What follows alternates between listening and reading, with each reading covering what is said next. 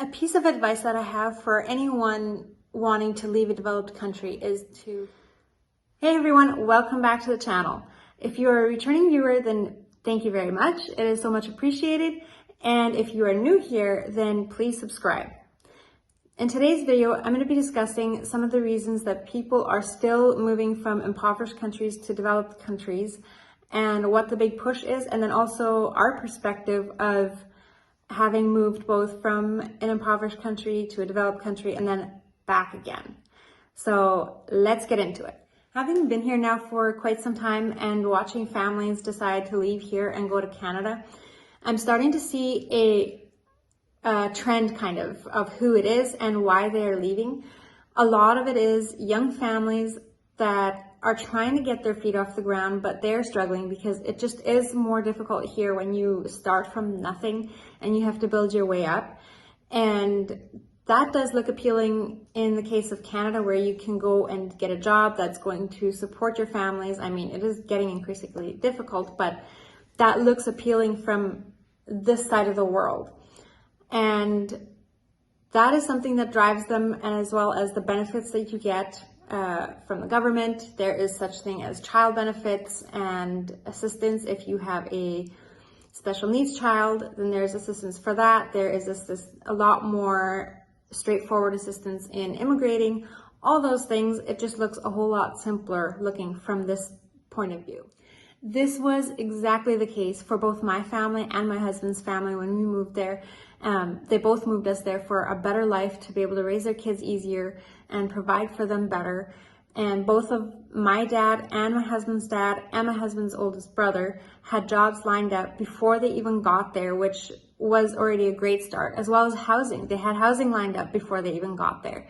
And then all of the benefits that I mentioned earlier that is appealing to someone thinking of moving out of an impoverished country, that just lines up so much better for a so much easier start than moving this way.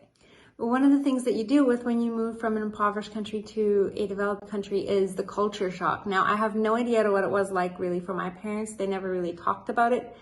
Looking at it from my perspective though, it was a relief for them because they had it so much easier all of a sudden providing and all that, and healthcare.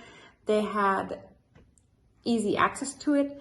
But from my perspective as a child moving there, I was just under the age of 10, and I came out of a Mennonite colony here in Paraguay where it's really closed up and they don't allow Hispanics in there. So what I experienced is an entire new world, pretty much. I hardly ever was around anyone that wasn't like my family, that didn't dress like my family, which was the whole head covering, skirts, dresses, all of that.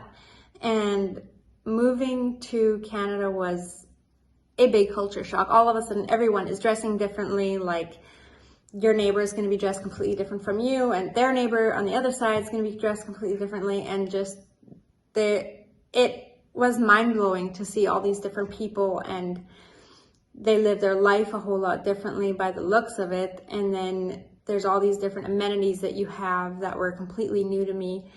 And then there's the Christian side of it. I was raised very Christian in the colony, like pretty much everybody else is in the colony.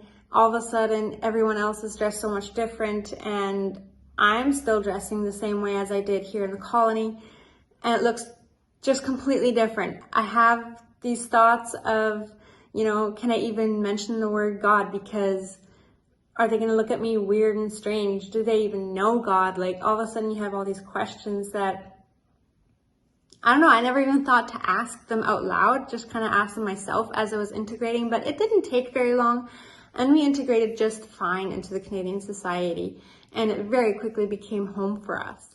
And then coming back this way from Canada, there are a lot of benefits, or all of the benefits that you have in Canada, like child benefits. There is none of that here. There's no social security.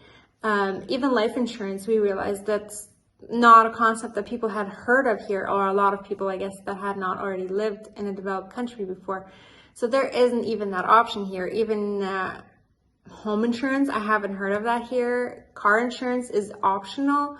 So for a little while, that did feel very very unsafe driving around in your vehicle with no insurance on it. And then when it comes to the social perspective of changing countries, I would have to say is a lot easier of an adjustment for our kids to move here as it was for me to move to Canada, because we didn't put them into the very conservative colony that I came out of.